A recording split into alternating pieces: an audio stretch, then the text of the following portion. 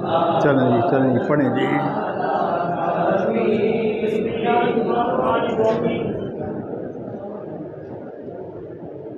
قال حدثنا عبد الله بن محمد المسندي قال حدثنا سفيان قال حدثنا عمرو قال اخبرني سعيد بن جبير قال قلت لابن عباس ان نوفل الفقالي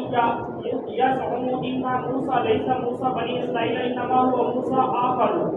وقال كذب عدو الله. قال حدثنا ابي بن كعب عن النبي صلى الله عليه وسلم قال قام موسى النبي خطيبا في بني اسرائيل فسئل اي الناس ادم وقال انا ادم فعتب الله عز وجل عليه ان لم يفضل العلم اليه فاوحى الله اليه ان عبدا من عبادي بمجمع البحرين فحال منك قال يا ربي وكيف به وقيل له احمل حوتا في مثل فاذا فقدته فهو ثم فانطلق وانطلق معه بفتاه يوشع بن نون وحمل حوتا في مثل حتى كان عند الصخرة ودعا رؤوسهما فناما فانسل الحوت من المثل فاتخذ سبيله في البحر سرابا وكان لموسى وفتاه عجبا فانطلقا بقية ليلتهما ويومهما فلما اصبح قال موسى لفتاه آتنا غداءنا لقد لقينا من سفرنا هذا نصبا ولم يجد موسى مسا من النصب حتى جاوز المكان الذي امر به فقال له فتاه ارايت اذ ابينا الى الصخرة فاني نسيت الحوت قال موسى ذلك ما كنا نبغي فارتد على اثارهم قصصا ولما انتهيا الى الصخرة اذا رجل مسجى بثوب او قال تسجى بثوبه فسلم موسى وقال الخضر وأنا بأرضك السلام فقال أنا موسى فقال موسى بني إسرائيل قال نعم قال هل أتبعك على أن تعلمني مما علمت رشدا قال إنك لن تستطيع معي صبرا يا موسى إني على علم من علم الله علمنيه لا تعلمه أنت وأنت على علم علمكم الله لا أعلمه قال ستجدني إن شاء الله صابرا ولا أعصي لك أمرا وانطلقا يمشيان على ساحل البحر ليس لهما سفينة فمدت بهما سفينة وكلموهم أن يحملوهما فعرف الحذر وحملوهما بغير نول فجاء عصفور فوقع على حرف السفينة فنقر نقرة أو نقرتين في البحر فقال الخضر يا موسى ما نقص علمي وعلمك من الله تعالى إلا كنقرة هذه العصفور في البحر فعمد الخضر إلى لوح من الألواح السفينة فنزعه فقال موسى قوم حملونا بغير نول أمدت إلى سفينتهم فقدرتها لتغرق أهلها قال ألم أقل لك إنك لن تستطيع معي صبرا قال لا تؤاخذني بما نسيت ولا ترهقني من أمري أسرا قال فكانت الأولى من موسى نسيانا فانطلقا فإذا غلام يلعب مع الغلمان فأخذ الخضر برأسه من أعلاه واقتلع رأسه بيده فقال موسى اقتتلت نفسا زكية بغير نفس قال ألم أقل لك إنك لن تستطيع معي صبرا قال ابن عيينة وهذا أوقدوا فانطلقا حتى إذا آتيا أهل قرية استطعما أهلها فأبوا أن يضيفوهما فوجدا فيها جدارا يريد أن ينقض قال الخضر بيده فقامه فقال له موسى لو شئت لاتخذت عليه أجرا قال هذا فراق بيني وبينك قال النبي صلى الله عليه وسلم يرحمه الله موسى لوددنا لو صبر حتى يقص علينا من أمرها قال محمد بن يوسف قال حدثنا به علي بن بشرم قال حدثنا سفيان بن عيينة بطولے یہ باب اس بات کے احکام کے بیان میں ہے کہ عالم دین کے لیے بہتر یہ ہے جب اسے پوچھا جائے بھائی سب سے زیادہ علم والا کون ہے، تو وہ یہ کہنے کے بجائے کہ میں ہوں، وہ اسے اللہ تبارک و تعالیٰ کے سپرد کر دیں کہ اللہ بہتر جانتا ہے، یا یہ وہ فرما دے کہ بھائی فوق ذی کل علم علیم۔ تو جب سیدنا موسیٰ علیہ السلام سے جیسے کہ بعد میں تفصیل آتی ہے، تو سیدنا موسیٰ علیہ السلام سے نے خطبہ فرمایا، اور خطبہ آپ کا بڑا عالمانہ، فاضلانہ، فصیحانہ، بلیغانہ تھا۔ جب آپ کے کسی شہدائی فدائی نے آپ کا یہ خطبہ سنا تو وہ پکار اٹھا، کیا آپ سے بڑھ کر بھی کوئی عالم ہے؟ تو سیدنا موسیٰ علیہ السلام نے فرمایا اللہ، کہ بھئی مجھ سے بڑھ کر کوئی عالم نہیں ہے۔ تو جو کچھ سیدنا موسیٰ علیہ السلام نے فرمایا وہ بالکل حق بجانب تھا، اس لیے کہ اس وقت صاحب شریعت نبی صرف اور صرف سیدنا موسیٰ علیہ السلام ہی تھے، اور یہ واضح ہے کہ نبی کا علم، صاحب شریعت نبی کا علم جو ہے وہ اپنی تمام ماننے والوں سے زیادہ ہوتا ہے۔ اس لیے پھر آپ نے فرمایا بھئی مجھ سے بڑا عالم کوئی نہیں ہے۔ لیکن اللہ تبارک و تعالیٰ کو سیدنا موسیٰ علیہ السلام کا یہ انداز پسند نہ آیا، کیوں؟ جیسے پہلے میں نے عرض کیا ہے کہ بھائی الکبریاء ردائی، بھائی بڑا پن تو میری رضا ہے۔ تو آپ کے اس انداز سے بڑے پن کا اظہار ہو رہا ہے، اگرچہ وہ مبنی بر حقیقت ہے، لیکن اللہ کا بندہ جتنے بڑے منصب پر ہوتا ہے وہ اتنی زیادہ عاجزی ان کے ساری کرتا ہے۔ اس منصب کا تقاضا یہ تھا کہ آپ فرما دیتے کہ بھئی اللہ عالم، اللہ خوب جانتا ہے، یا آپ یہ فرماتے تھے فوق ذی کل علم علیم۔ اس لیے پھر اللہ تبارک و تعالیٰ نے سیدنا موسیٰ علیہ السلام پر اعتراف کرتے ہوئے فرمایا کہ ہاں بھئی آپ سے بڑھ کر بھی میرا کوئی بندہ ہے جس کے پاس آپ سے زیادہ علم ہے۔ تو خیر یہ جو سیدنا موسیٰ علیہ السلام ان کے پاس بھی علم تھا، علم شریعت تھا، اور حضرت خضر علیہ السلام کے ساتھ جو علم تھا وہ علم شریعت نہیں تھا، وہ تکوینی علم تھا۔ اور تکوینی علم یہ ہے کہ اچھا جی کل کیا ہوگا یا فلاں معاملہ کس طریقے سے ہوگا، تو یہ تکوینی علم ان کے پاس تھا۔ تو خیر یہاں یہ آتا ہے کہ یہ حدیث پاک میں یہ آتا ہے، فرماتے ہیں کہ حضرت سعید ابن جبیر فرماتے ہیں میں نے حضرت عبداللہ ابن عباس رضی اللہ تعالیٰ عنہ کی خدمت میں یہ عرض کی کہ یہ جو نوفل بقالی ہے نا، ان کا یہ خیال ہے کہ جو موسیٰ خضر کے پاس گئے وہ موسیٰ بنی اسرائیل نہیں ہیں،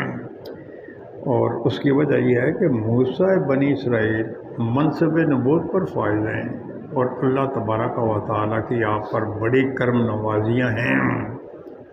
تو جو منصب نبوت پر فائز ہو اسے علم سیکھنے کے لیے دوسرے کے پاس جانے کی کیا ضرورت تھی، بلکہ یہ کوئی اور موسیٰ تھے جو کہ سیدنا خضر علیہ السلام کے پاس گئے۔ تو فرماتے ہیں کہ حضرت عبداللہ ابن عباس رضی اللہ تعالیٰ عنہ یہاں ذرا کچھ جلال میں آ گئے، اور جلال میں آنے کے بعد آپ نے فرمایا اللہ کے دشمن، پہلی آپ کا مناظرہ قیس بن حر کے ساتھ تھا، وہ بھی صحابی تھے اور پھر یہ بھی صحابی تھے، اس لیے پھر وہاں دونوں نے ایک دوسرے کی مرتبے اور مقام کا لحاظ رکھا۔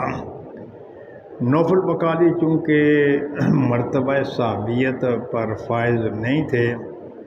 اور بات بھی اپنی طرف سے بے تکی بات کر رہے تھے، ایک غلط بات کر رہے تھے، تو جب کسی عالم دین کے پاس کوئی غلط بات کی جائے تو پھر وہ غصے میں آ جاتا ہے، جس طریقے سے کہ پہلے بھی آ گیا کہ وہ جو تعلیم دینے والا ہوتا ہے اور اس کے سامنے کوئی طالب علم غلط بات کرے تو پھر وہ تعلیم دینے والا جلال میں آ جاتا ہے۔ اسی طریقے سے حضرت عبداللہ بن عباس رضی اللہ تعالیٰ عنہ یہ نوفل بقالی کے ساتھ بات کرتے ہوئے بڑے جلال میں آ گئے، اور جلال میں آتے ہوئے انہوں نے یہ فرمایا کہ بھائی میرے استاد محترم اور رئیس القراء حضرت ابی بن کعب رضی اللہ تعالی عنہ، یہ آقا نامدار صلی اللہ علیہ وسلم کے حوالے سے انہوں نے بیان فرمایا کہ ایک دن سیدنا موسیٰ علیہ السلام بنی اسرائیل میں خطبہ دینے کے لیے جلوہ فروز ہوئے۔ تو جیسے میں نے پہلے عرض کیا کہ آپ نے بڑا فصیحانہ بلیغانہ خطبہ ارشاد فرمایا اپنے عقیدت مندوں میں، تو آپ کا یہ فصیحانہ اور بلیغانہ خطبہ سننے کے بعد آپ سے یہ پوچھا گیا ایو الناس اعلم، کہ سب سے زیادہ جاننے والا کون ہے؟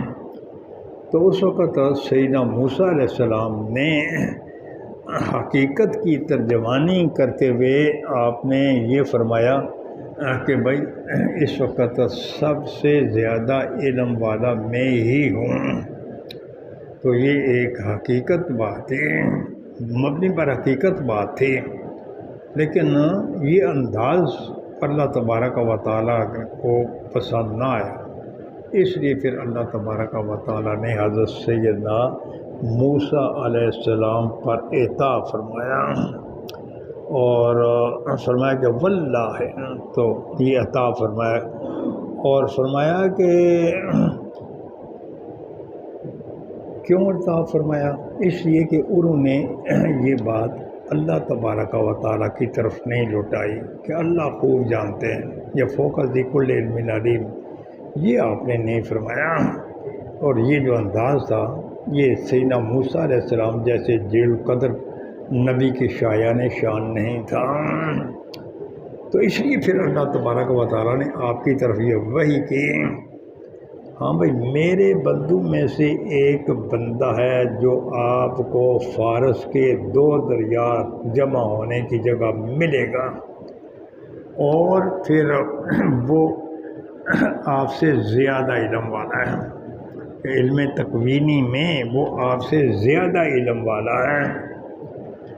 تو پہلے بھی یہ حدیث پاک 2 دفعہ گزری ہوئی ہے، اور پھر دونوں جگہ اس کی غرض بھی علیحدہ بتائی گئی ہے۔ اس لیے پھر سیدنا موسیٰ علیہ السلام جو عالم ہوتا ہے، جس کو علم کے ساتھ محبت اور لگاؤ ہوتا ہے، اس کی تمنا یہ ہوتی ہے کہ بھائی میرے پاس ہر قسم کا علم ہونا چاہیے۔ اس لیے سیدنا موسیٰ علیہ السلام نے فرمایا یا رب کیفا بھائی، اچھا بھائی وہاں تک پہنچنا کیسے ممکن ہوگا جو آپ کا بندہ مجھ سے زیادہ عالم ہے، میری اس تک رسائی کس طریقے سے ہوگی؟ تو آپ نے پھر بتایا کہ آپ نے فرمایا، اللہ تعالیٰ نے فرمایا کہ آپ ایسے کریں نا، آپ ایک بھونی ہوئی مچھلی اپنے ایک تھیلے میں رکھ لیں، جہاں جا کر وہ آپ کی مچھلی گم ہوگی نا، وہیں میرے بندوں میں سے بہت بڑے علم والا ایک بندہ آپ سے ملے گا۔ تو فرمایا فوا ثم قال ثم فانطلق، پھر آپ اللہ تعالیٰ کی ہدایت کے مطابق چل پڑے، اور آپ کے ساتھ آپ کے خادم بھی حضرت یوشع بن نون وہ بھی آپ کے ساتھ چل پڑے۔ وحملا حوتن، تو ان دونوں نے وہ مچھلی تھیلے میں اٹھا رکھی تھی، یہ تقریباً کہا گیا ہمارا، ورنہ تھیلے میں مچھلی اٹھانے والے صرف حضرت یوشع بن نون ہی تھے علیہ السلام۔ تو فرمایا کہ حتی کانا اندل، تو اند الصخرہ تھے، تو وہ چلتے چلتے جو ہے نا وہاں وہ ایک پتھر کے پاس پہنچ گئے۔ پتھر کے پاس پہنچنے کے بعد ان دونوں نے اپنے سر وہاں رکھے اور پھر وہ دونوں سو گئے۔ سیدنا موسیٰ علیہ السلام تو پہلے سو گئے ہیں، لیکن آپ کے جو خادم تھے یوشع بن نون، یہ ذرا کچھ دیر سے سوئے، تو اچانک معاملہ یہ درپیش آ گیا کہ مچھلی زندہ ہو کر اپنے اس تھیلے سے نکلی اور کود کر وہ سمندر میں چلی گئی۔ جس راستے وہ گئی تو وہاں سرنگ بنتی چلی گئی۔ تو ایک تو یہ ہے کہ مری ہوئی مچھلی زندہ ہو گئی، یہ بھی ایک معجزہ ہے۔ اور پھر یہ ہے کہ جس راستے سے وہ مچھلی گزرتی گئی وہاں پانی ٹھوس زمین، وہاں وہ پانی ٹھوس زمین کی طرح بن گیا۔ جس طریقے سے کہ موسیٰ علیہ السلام نے جب دریا عبور کرنا چاہا تو پھر وہ 12 راستے بنے تو وہ اپنی اپنی جگہ میں وہ پانی کھڑا تھا۔ یہ ایک معجزہ ہے، اور معجزہ وہی ہوتا ہے جہاں کہ انسان کے عقل کی رسائی نہ ہو۔ اب یہ مچھلی جس راستے سے گزرتی گئی وہ پانی اپنی اپنی جگہ پر رکتا چلا گیا اور آپس میں ملا نہیں ہے، تو یہ دوسرا معجزہ تھا۔ تو فرماتے ہیں کہ پھر وہ مچھلی کود کر دریا میں چلی گئی۔ تو وَقَانَ لِمُوسَىٰ وَفَتَاهُ عَجَبًا، تو سیدنا موسیٰ علیہ السلام اور آپ کے پاس جو آپ کے ساتھ جو خادم تھے تو ان کے لیے بڑی عجیب و غریب بات یہ تھی۔ اب یہ ہے کہ سیدنا موسیٰ علیہ السلام نے تو وہ مچھلی کا سارا منظر نہیں دیکھا تھا، بلکہ ان کو یہ سارا منظر بعد میں بتایا گیا۔ تو جو واقعے کا چشمدید گواہ ہے ان کا تعجب تو واضح ہے، لیکن جب سیدنا موسیٰ علیہ السلام کو یہ معاملہ بتایا گیا، دیکھا واقعی یہ جو پانی ہے پانی میں سرنگ بنی ہوئی ہے۔ جس راستے سے وہ مچھلی گزرتی گئی وہاں سرنگ بنتی چلی گئی اور وہ پانی آپس میں نہیں مل رہا تھا۔ وہ باقی دن رات جو وہ چلتے رہے۔ یہ تقدیم و تاخیر ہے، کچھ بعد والی باتیں پہلے آ گئی ہیں اور بعد والی باتیں پہلے آ گئی ہیں۔ تو فرماتے ہیں کہ جب صبح کو وقت ہوا تو اس وقت سیدنا موسیٰ علیہ السلام نے اپنے خادم کو یہ کہا کہ آتے غدانا، تو ہمارا ناشتہ ہمیں دے دیا جائے۔ اب وہ چلتے گئے صبح اٹھ کر، اور سیدنا موسیٰ علیہ السلام بڑے جلالی تھے، انہوں نے اپنے خادم کو سنبھلنے کا موقع ہی نہیں دیا۔ بس بیدار ہوتے ہی فرمایا سامان سفر تیار کرو اور چل پڑو۔ تو چونکہ بڑے جلالی تھے، آپ کے اس جلال کے پیش نظر یوشع بن نون نے آپ کے حکم کی تعمیل کرتے ہوئے رخت سفر باندھا اور وہ پھر چل پڑے۔ تو فرماتے ہیں کہ جب کچھ آگے گئے تو آپ نے فرمایا اچھا بھائی، تو وہ جو ہمارا ناشتہ ہے نا وہ ذرا ناشتہ تو لے آئیں، اس لیے کہ ہمیں اس سفر سے کچھ تھکاوٹ محسوس ہو رہی ہے۔ تو سیدنا موسیٰ علیہ السلام کو اللہ تعالیٰ نے بھیجا تھا، اور پھر ہر قسم کی طاقت بھی اللہ تبارک و تعالیٰ نے عطا فرمائی تھی، بھوک پیاس برداشت کرنے کی طاقت بھی عطا فرمائی تھی، پیدل سفر کرنے کی بھی طاقت عطا فرمائی تھی۔ لیکن اب معاملہ یہ ہوا کہ جب اس جگہ سے گزر گئے جہاں سیدنا خضر علیہ السلام کی ملاقات ہونی تھی، تو اس وقت پھر ان کو کچھ تھکاوٹ محسوس ہوئی، اور یہ وہ جگہ عبور کرنے کے بعد آپ کو تھکاوٹ محسوس ہو گئی۔ تو فرمایا کہ حتیٰ جاوزن، یہاں تک کہ وہ یہ تھکاوٹ کب محسوس ہوئی جب اس مکان سے گزر گئے، تو یہ ایک طرف اشارہ تھا اچھا بھائی ذرا تھوڑا ریسٹ کر لینا کہ زیادہ ہی آگے نہ آپ نکل جائیں اور پھر واپسی پر آپ کو کچھ دقت ہو۔ اس لیے پھر اللہ تبارک و تعالیٰ نے اس مکان سے گزرنے کے بعد فوری طور پر موسیٰ علیہ السلام کو تھکاوٹ سے دو چار کیا، اور پھر جب تھکاوٹ محسوس ہوئی ساتھ بھوک کی محسوس ہوئی، اس وقت پھر آپ نے یہ فرمایا اچھا بھی ذرا ناشتہ تو لائیں نا، جو ناشتہ ہم ادھر سے تیار کر کے لائے تھے تاکہ ناشتہ کر لیں اور پھر یہ جو ساری تھکاوٹ ہے یہ دور ہو جائے۔ تو اس وقت پھر وہ جو آپ کے خادم تھے یوشع بن نون، انہوں نے فرمایا کہ آپ کو معلوم نہیں ہے کہ جب ہم نے پتھر کے ساتھ پناہ لے رکھی تھی نا، تو اس وقت مچھلی کا جو معاملہ تھا وہ سارے کا سارا میں بھول گیا۔ اور ساتھ ہی یہاں تو نہیں ہے تو لیکن دوسری جگہ یہ آیا ہوا ہے کہ بھائی یہ سارا معاملہ مجھے شیطان نے بلا دیا۔ شیطان نے بھی بلایا، ہر چیز میں کوئی نہ کوئی حکمت ہوتی ہے، لیکن جیسے پہلے میں نے عرض کیا کہ آپ بڑے جلالی تھے اور جلال کی وجہ سے آپ نے اپنے خادم کو سمجھنے کا موقع ہی نہیں دیا۔ تو نے فرمایا اچھا بھائی جہاں مچھلی گم ہوئی ہے نا، تو بھائی یہ ہم تو اسی جگہ کے متلاشی تھے۔ پھر وہ اپنے پاؤں کے نشانات پر اسی جگہ پر واپس آ گئے۔ جب وہ اس پتھر کے پاس پہنچے، وہاں دیکھا کہ ایک آدمی نے اپنے آپ کو کپڑے میں لپیٹا ہوا ہے۔ تو یہ راوی کو شک ہے کہ مسجن بے صوبن کا لفظ بولا گیا ہے یا تو سجا بے صوبن کا لفظ بولا ہے۔ بھائی وہاں دیکھا کہ وہاں ایک آدمی ہے جس نے کپڑا لپیٹا ہوا ہے۔ تو فرمایا فسلم موسیٰ، تو موسیٰ علیہ السلام جب وہاں پہنچے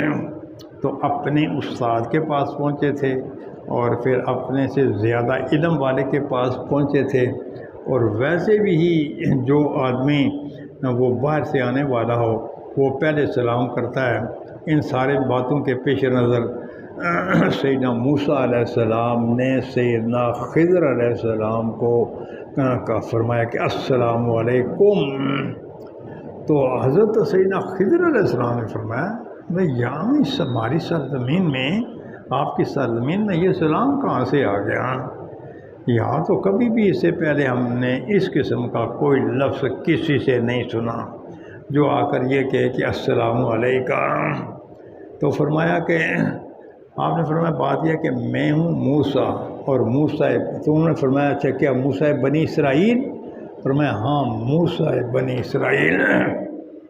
یہ جواب تھا نوفل بقالی کو کہ سیدنا موسیٰ علیہ السلام نے خود اپنا تعارف کرواتے ہوئے یہ فرمایا کہ میں موسیٰ بنی اسرائیل ہوں، اور آپ یہ کہہ رہے ہیں کہ جو موسیٰ خضر علیہ السلام کی ملاقات کے لیے گئے وہ موسیٰ بنی اسرائیل نہیں تھے، وہ کوئی اور موسیٰ تھے جن کی ملاقات جو خضر علیہ السلام کی ملاقات کے لیے گئے۔ یہ تو خود آقا نامدار صلی اللہ علیہ وسلم نے حضرت ابی بن کعب رضی اللہ تعالی عنہ کے سامنے بیان فرمایا۔ تو پہنچتے ہی آپ نے فرمایا اچھا جی میں آپ کی پیروی کر سکتا ہوں کہ تاکہ میں آپ سے کچھ نہ کچھ سیکھ لوں۔ کوئی لمبی چوڑی تمیزیں نہیں ہیں، کوئی لمبی چوڑی یہ کوئی سفر کی دعوتیں یا تھکاوٹ کا معاملہ نہیں ہے کہ ذرا آپ استراحت فرما لیں اور آپ کچھ کھا پی لیں، نہیں، بس جاتے ہی اپنا مقصد بیان کیا کہ میں علم سیکھنے کے لیے آپ کی پیروی کر سکتا ہوں جو علم آپ کو اللہ تبارک و تعالی نے سکھایا ہے۔ آپ نے فرمایا کہ اے موسیٰ آپ وہ علم مجھ سے نہیں سیکھ سکیں گے، اور وہ علم سیکھنے کی آپ میں طاقت نہیں ہے۔ اور اس کی وجہ کیا ہے؟ اس کی وجہ یہ کہ آپ صاحب شریعت نبی ہیں، ایک عام شریعت کا عالم وہ کوئی خلاف شریعت بات برداشت نہیں کرتا۔ آپ تو اللہ تعالیٰ کے جلیل القدر نبی ہیں، اور آپ کے سامنے بظاہر جو باتیں آپ کے سامنے آئیں گی تو وہ آپ کی ظاہری علم شریعت کے خلاف ہوں گی، اس لیے آپ میرے ساتھ وہ علم سیکھنے کی طاقت نہیں رکھتے۔ تو فرمایا کہ کیوں؟ اس لیے کہ میرے پاس ایک ایسا علم ہے جو اللہ تبارک و تعالی نے مجھے سکھایا ہے اور آپ اس کو نہیں جانتے، اور آپ کے پاس ایک ایسا علم ہے جو اللہ تبارک و تعالی نے آپ کو سکھایا، میں اس کو نہیں جانتا۔ تو کیا مطلب؟ بھائی آپ بھی صاحب علم ہیں، آپ کے پاس شریعت کا علم ہے، اور میں بھی صاحب علم ہوں اور میرے پاس تکوینی علم ہے، شریعت کا علم نہیں ہے۔ تو ساتھ بتایا بھائی اچھا جو علم اللہ نے مجھے سکھایا آپ اس کو نہیں جانتے، جو اللہ نے آپ کو سکھایا میں اس کو نہیں جانتا۔ تو اس سے یہ معلوم ہوا کہ سیدنا خضر علیہ السلام یہ ولی نہیں تھے بلکہ یہ نبی تھے، اسی لیے تو آپ نے یہ فرمایا کہ بھائی جو علم اللہ نے مجھے سکھایا وہ آپ کو نہیں سکھایا، تو اس کا مطلب یہ ہے کہ اللہ جس کو علم سکھائے تو وہ نبی ہوتا ہے، تو سیدنا خضر علیہ السلام نبی تھے۔ بالکل معمولی سا اختلاف ہے، بہت کم لوگ یہ کہتے ہیں کہ آپ ولی تھے، آپ نبی نہیں تھے، لیکن محققین کی تحقیق یہ ہے کہ آپ اللہ کے نبی تھے، اور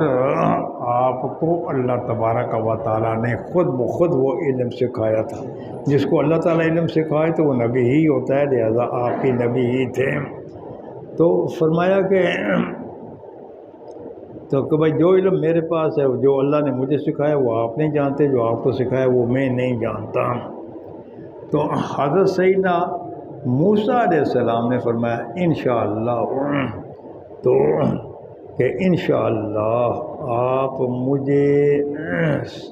صابرین میں سے صابر پائیں گے، اور میں آپ کی کسی بات کی نافرمانی نہیں کروں گا۔ کیا مطلب جیسے آپ کہتے جائیں گے تو میں ایسے ہی کرتا جاؤں گا، لیکن میں اس کو مانتا چلا جاؤں گا۔ لیکن ایسے ہوا نہیں ہے، کیونکہ سیدنا خضر علیہ السلام کو پہلے سے علم تھا کہ یہ صاحب شریعت نبی ہیں، جو باتیں میں نے تکوینی علم کی روشنی میں کرنی ہیں تو وہ ان کے لیے ناقابل برداشت ہوں گی، اس لیے آپ نے پہلے سے یہ فرما دیا تھا کہ آپ میرے ساتھ وہ علم سیکھتے سیکھتے آپ صبر کی طاقت نہیں رکھیں گے، آپ صبر کا دامن چھوڑ دیں گے، یہ آپ نے پہلے ہی فرما دیا تھا۔ تو اس کے بعد فرماتے ہیں کہ فَانْطَلَقَا يَمْشِيَانِ عَلَىٰ سَاحِلِ الْبَحْرِ، اب وہ دریا کے کنارے کنارے ان دونوں نے چلنا شروع کر دیا۔ تو اب ان کے پاس کشتی وغیرہ تو نہیں تھی، یہ ویسے ہی پیدل ہی سفر کر رہے تھے۔ اچانک ان دونوں کے پاس سے ایک کشتی گزری، اور انہوں نے اس کشتی والے ملا سے بات کی کہ بھائی ہم بھی آپ کی کشتی پر سوار ہو کر فلاں جگہ جانا چاہتے ہیں، تو لہذا آپ ہمیں سوار کر لیں۔ تو وہ جو ملا تھا، تو ملا وہ سیدنا خضر علیہ السلام کو جانتا تھا، اس لیے ملا نے کہا کہ بھائی سر آنکھوں پر آپ تشریف لائیں، کشتی پر سوار ہو جائیں، باقی لوگوں کے لیے تو کرایہ ہے، لیکن آپ کا کرایہ آپ کی عظمت شان کے پیش نظر آپ کا کرایہ آپ کو معاف ہے۔ تو فرمایا کہ وہ انہوں نے کرائے کے بغیر ان کو سوار کر لیا۔ اسی اثناء میں ایک چڑیا آئی اور وہ کشتی کے کنارے پر آ کر بیٹھ گئی، اور بیٹھنے کے بعد اس نے ایک چونچ نہیں بلکہ دو چونچے اس نے پانی میں ماری۔ تو بعض کہتے ہیں کہ یہاں او جو ہے وہ تشقیق کے لیے ہے، اور بعض کہتے ہیں کہ او تشقیق کے لیے نہیں ہے، بلکہ یہاں یہ جو او ہے تو یہ او ہے یہاں تنویع کے لیے، ایک نہیں بلکہ آپ نے دو چونچے، اس چڑیا نے دو چونچے سمندر میں مارے، اور واضح بھی یہی ہے۔ اور اس کے بعد سیدنا خضر علیہ السلام نے یہ فرمایا کہ بھائی چڑیا نے دو مرتبہ جو چونچیں سمندر میں ماری ہیں، اور دو چونچیں مارنے کی وجہ سے سمندر کا جتنا پانی کم ہوا ہے، میرا اور آپ کا علم چڑیا کے ان دو دفعہ چونچیں مارنے کی طرح ہے۔ کیا مطلب؟ چڑیا کی دو دفعہ چونچے مارنا اس سمندر کے پانی میں کوئی خاص کمی واقع نہیں کر سکے۔ اسی طریقے سے میرے اور آپ کے علم کی مثال اللہ کے سامنے ایسی ہے جیسے چڑیا کی دو چونچے مارنے کی وجہ سے چڑیا کی چونچوں میں جو پانی گیا اس پانی کی اور پھر سمندر والے پانی کی جو حیثیت ہے۔ اب اس مقام پر اعتراض یہ ہے کہ یہ جو چڑیا نے چونچوں میں جو پانی لیا وہ بھی متناہی ہے، اور یہ جو سمندر کا پانی ہے وہ بھی تو متناہی ہے۔ تو جب یہ دونوں پانی متنائی ہیں، اللہ کا جو علم ہے وہ تو غیر متنائی ہے، تو پھر سیدنا خضر علیہ السلام نے اپنا مدعا اور دعویٰ کس طریقے سے ثابت کیا کہ دو متنائی چیزوں کو سے وہ غیر متنائی، اللہ کے علم غیر متنائی کو ثابت کر رہے ہیں؟ اس کا جواب یہ ہے کہ یہاں علم کے متنائی اور غیر متنائی ہونے کا سوال نہیں ہے، بلکہ یہاں صرف اتنی سی بات کی وضاحت کرنی تھی کہ اللہ تعالیٰ کا علم بہت ہی زیادہ ہے، اگرچہ وہ متنائی نہیں اور غیر متنائی ہے لیکن بہت ہی زیادہ ہے۔ جس طریقے سے چڑیا کی چونچ میں آنے والے پانی سے سمندر والا پانی بہت ہی زیادہ ہے، اسی طریقے سے اللہ تبارک و تعالیٰ کا علم ہمارے علم سے بہت ہی زیادہ ہے۔ تو اصل میں یہ سمجھانا مقصود تھا بھی اللہ تعالیٰ کے علم بہت ہی زیادہ ہے۔ تو فرمایا تو فَعَمَدَ الْخِضْرُ إِلَى لَوْحٍ، اب یہ معاملہ تو تھا سوار ہونے کا، تو اب جب وہ سوار ہو گئے نا، سوار ہونے کے بعد حضرت خضر علیہ السلام نے بڑی حکمت عملی سے چپکے سے کشتی کا ایک تختہ اکھیڑ کر کشتی سے ارادہ کر دیا، بڑی حکمت عملی سے۔ تو جب سیدنا موسیٰ علیہ السلام نے یہ منظر دیکھا تو آپ نے فرمایا بھئی یہ آپ نے کیا کیا؟ ان بیچاروں نے ہمیں تو کرائے کے بغیر بٹھا دیا اور آپ نے ان کی کشتی کا ایک تختہ نکال دیا ہے تاکہ سارے کے سارے لوگ جو ہے نا تو وہ غرق ہو جائیں، تو آپ نے یہ کیا معاملہ کیا ہے؟ تو فرماتے ہیں سیدنا موسیٰ علیہ السلام نے فرمایا بھئی یہ آپ ساری ان کی کشتی آپ نے خراب کر ڈالی تاکہ ہم سارے کے سارے کشتی والے اس میں غرق ہو گئے۔ تو اس پھر آپ نے فرمایا میں نے پہلے ہی آپ کو یہ کہا تھا نا کہ آپ جو کچھ میں نے کرنا ہے میرے کاموں پر آپ صبر کی طاقت نہیں رکھیں گے، صبر نہیں کر سکیں گے، آپ نے ضرور بول پڑنا ہے، اور ایسے ہی ہوا۔ تو خیر اس سے یہ معلوم ہوا کہ اگر دو خرابیاں ہوں، ایک تھوڑی خرابی اور ایک زیادہ خرابی، ایسی صورت میں اگر زیادہ خرابی کے بجائے تھوڑی خرابی کو اپنا دیا جائے تو اس میں کسی قسم کا کوئی حرج وغیرہ نہیں ہے۔ جس طریقے سے کہ حدیث پاک میں بھی آتا ہے کہ اگر دو مصیبتیں درپیش ہوں اور ان دو مصیبتوں میں سے جو احوال البلیتین ہے، جو مصیبت ہلکی پھلکی ہے تھوڑی ہے، اس کو اپنا لینا چاہیے۔ تو یہاں خضر علیہ السلام نے ایسے ہی کیا، اس لیے کہ اگر اس کشتی سے وہ ایک تختہ نکال کر علیحدہ نہ کیا جاتا تو پیچھے سے ایک ظالم بادشاہ آ رہا تھا اور جس کی کشتیاں صحیح سالم ہوتی وہ اس کو لے جاتا اور جن کی کشتی میں کوئی نقص ہوتا وہ اس کو چھوڑ دیتا۔ تو اب اگر اس کشتی کو صحیح سالم لینے دیا جاتا تو وہ ساری کشتی ہی وہ بادشاہ لے کر چلا جاتا۔ تو آپ نے کم مصیبت کو برداشت کیا اور اختیار کیا، اور اختیار کر کے آپ نے پھر وہ تختہ نکال کر تو اس کشتی کو ظالم بادشاہ سے آپ نے بچا لیا۔ تو فرمایا کہ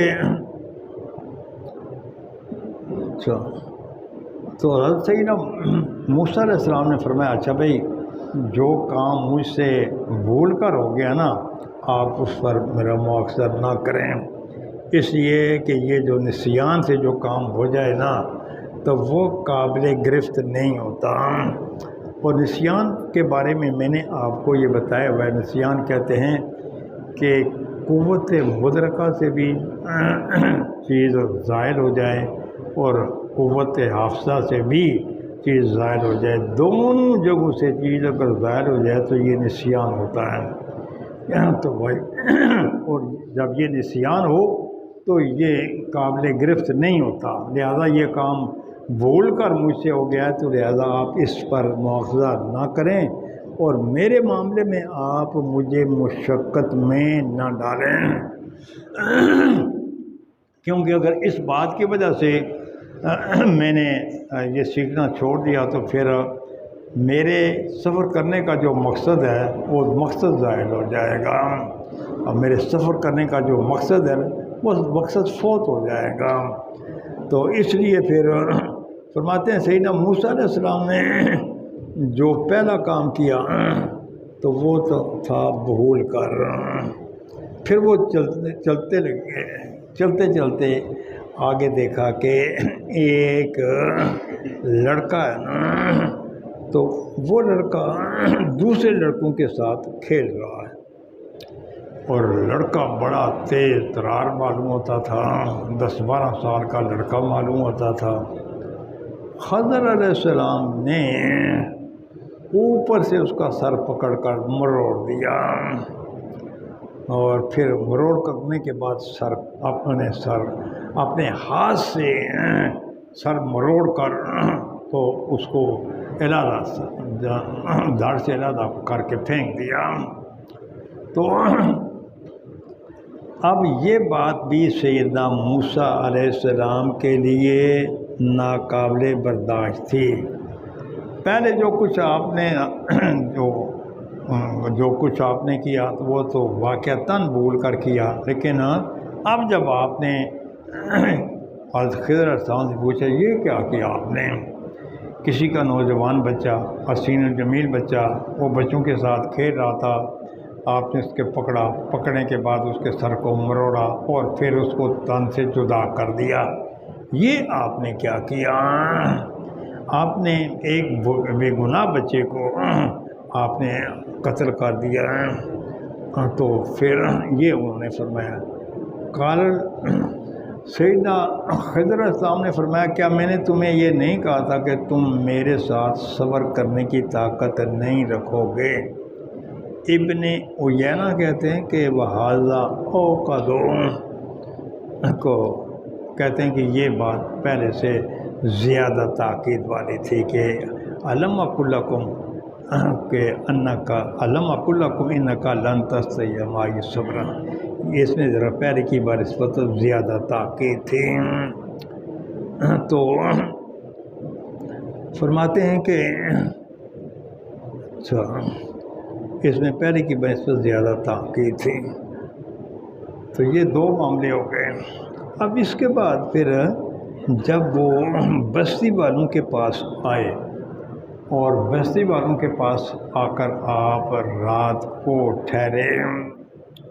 جب رات کو ٹھہرے تو پرانے زمانے میں نہ اتنے وسائل ہوتے تھے اور نہ اتنے ہوٹل ہوتے تھے۔ پرانے زمانے کا دستور یہی تھا جو مہمان کسی بستی میں رات کو پہنچ جائیں تو بستی والوں کے ذمے ان کا کھانا ہوا کرتا تھا۔ اب جب اس بستی میں جا کر یہ ٹھہرے تو انہوں نے کہا اچھا بھائی ہم آپ کے مہمان ہیں تو لہٰذا ہمیں کھانا کھلانا آپ کی ذمہ داری ہے۔ تو انہوں نے کہا بھائی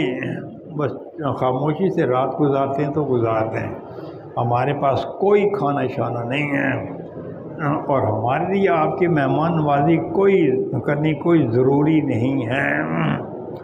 تو یہ اب وہ رات جیسے کیسے تھی انہوں نے گزار لی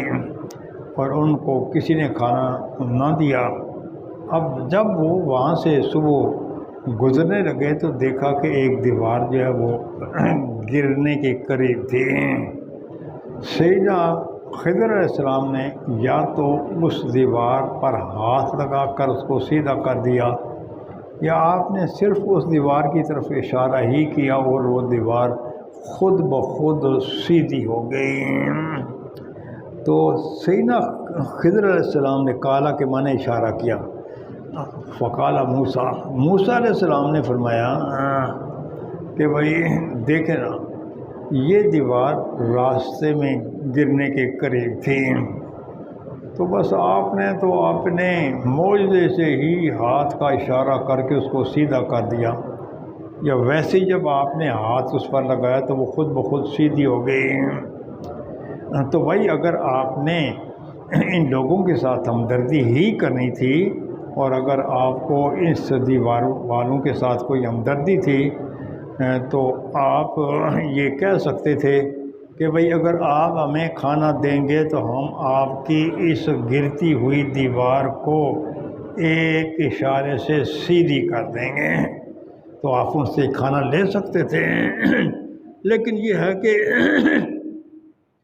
آپ نے بغیر کھانے کے ہی وہ دیوار سیدھی کر دی۔ تو سیدنا خضر علیہ السلام نے فرمایا یہ میرے اور آپ کے درمیان جدائی ہے۔ تو اس سے بہت سے مسائل معلوم ہوتے ہیں۔ ایک مسئلہ تو یہ معلوم ہوا کہ سیدنا خضر علیہ السلام اللہ کے نبی تھے، جیسے کہ پہلے بتا دیا گیا۔ دوسرا مسئلہ یہ معلوم ہوا کہ استاد کی اگر کوئی بات کسی آدمی کو بظاہر درست نہ بھی معلوم ہو تو پھر بھی شاگرد کا یہ حق ہے کہ وہ خاموشی اختیار کیے رکھیں، خاموشی اختیار کیے رکھیں اور خواہ اپنے آپ کو بڑا بنانے کی کوشش نہ کریں۔ جس طریقے سے کہ وہ پہلے بھی میں نے آپ کو بتایا تھا کہ حضرت کسی آدمی کے پاس کسی عالم کے پاس دو آدمی پڑھنے کے لیے آ گئے۔ ایک تو پوری دل جمی سے پڑھتا رہا اور وہ جو دوسرا تھا نا وہ کہتا تھا ہم نے جیسے کئی استاد دیکھے ہوئے ہیں جی، چھوڑیں کیا اس سے پڑھنا ہے۔ تو پھر وہ گھومتا پھرتا رہا، مٹک کر پھرتا رہا۔ جب ان کا کورس پورا ہو گیا اور وہ جو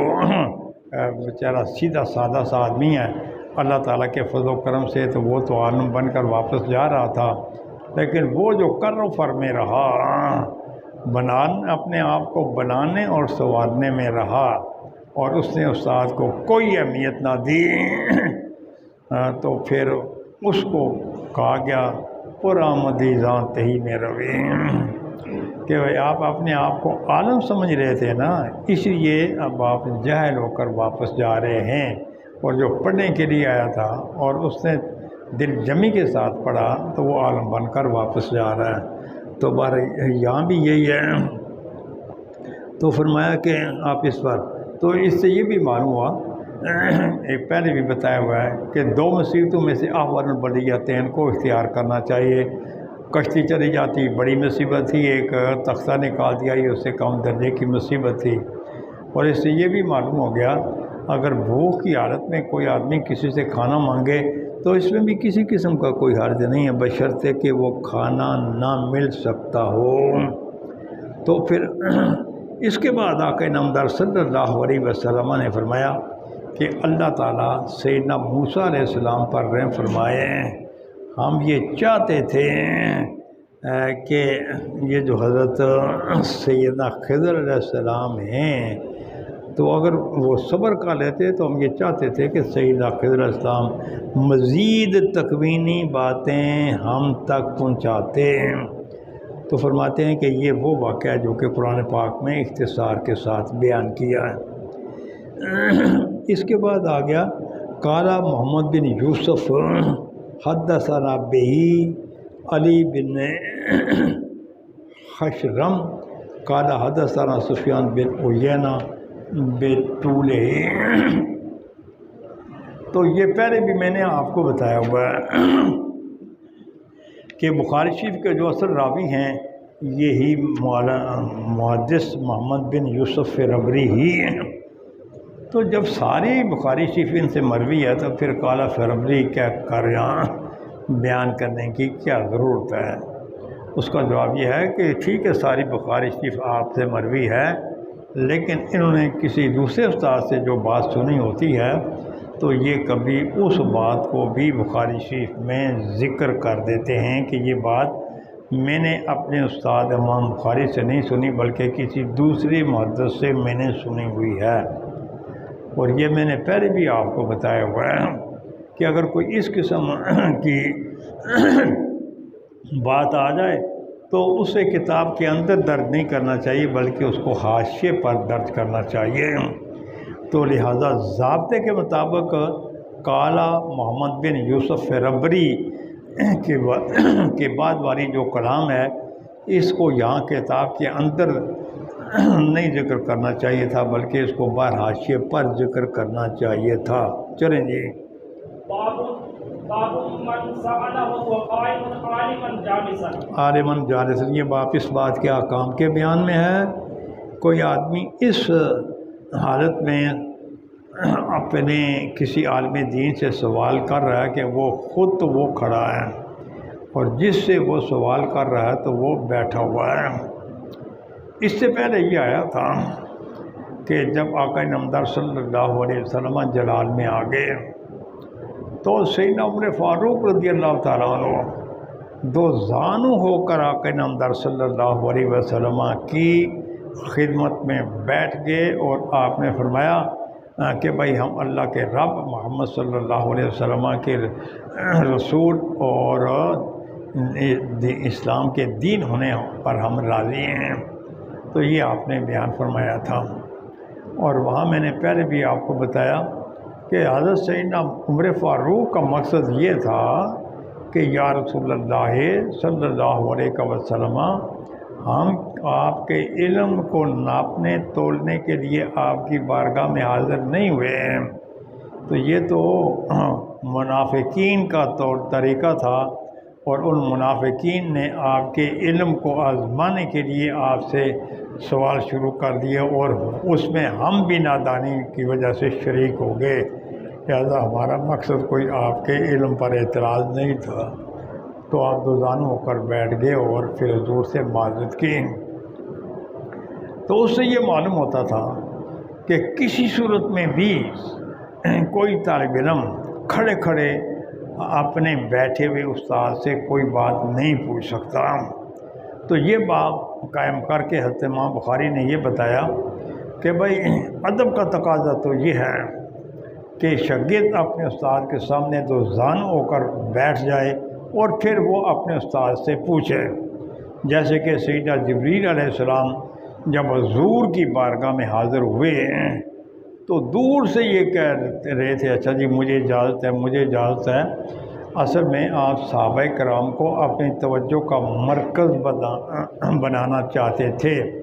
اور پھر ایسے کرتے کرتے آپ قریب آ گئے اور دو زانو ہو کر بیٹھ گئے۔ اپنے دونوں ہاتھ اپنے ہی زانوں پر رکھے یا آقا نامدار صلی اللہ علیہ وسلم کے زانوں پر رکھے، تو یہ ادب کا تقاضا تھا۔ تو ادب کا تقاضا یہ ہے کہ استاد سے اگر کوئی بات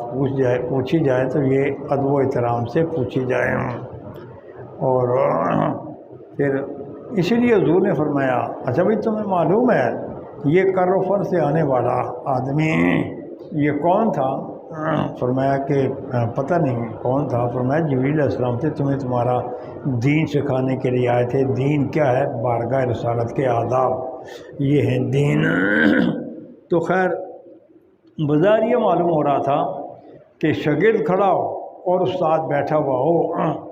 تو پھر ایسی صورت میں شاگرد کو استاد سے یا عالم دین سے یا امام سے کوئی بات نہیں پوچھنی چاہیے۔ حضرت امام بخاری رحمۃ اللہ تعالیٰ نے فرمایا کہ ایسی صورت بھی اگر بن جائے تو یہ بھی جائز ہے، اس میں کوئی حرج نہیں ہے، اگرچہ افضل اور اعلیٰ جو ہے وہ پہلی صورت ہے، اور یہ دوسری صورت جو ہے وہ افضل اور اعلیٰ نہیں ہے۔ چلیں جی۔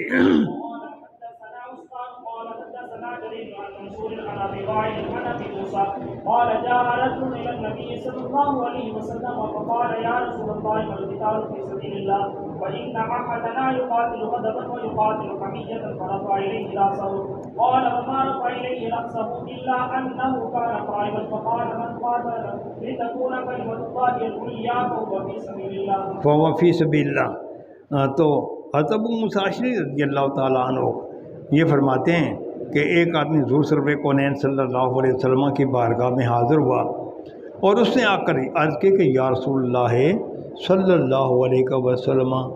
ہم میں سے کوئی آدمی اس وقت کسی کافر کے ساتھ جہاد کرتا ہے کہ جب وہ بڑے غصے میں ہوتا ہے، اور کوئی آدمی جو ہے اپنی خاندانی عصبیت کی وجہ سے وہ کافروں کے ساتھ جہاد کرتا ہے۔ تو فرمایا کہ اچھا بھائی جو آدمی اللہ تعالیٰ کے ساتھ غصے کی حالت میں اللہ تعالیٰ کے راستے میں جہاد کرے یا خاندانی عصبیت کی وجہ سے وہ کافروں کے ساتھ جہاد کرے، تو کیا یہ جہاد فی سبیل اللہ ہے؟ اور ایک روایت میں یہ آتا ہے کہ ایک آدمی حضور کی بارگاہ میں حاضر ہوا اور اس نے آ کر کہا کہ میں جہاد فی سبیل اللہ بھی کرنا چاہتا ہوں، اس کے ساتھ ساتھ میرا خیال یہ ہے کہ مجھے کچھ مال و دولت بھی مل جائے۔ حضور نے فرمایا تمہارا یہ جہاد قابل قبول نہیں ہے۔ ساتھیوں نے کہا جی ایک دفعہ پھر پوچھیں، تو ایک دفعہ پھر اس نے یہی کہا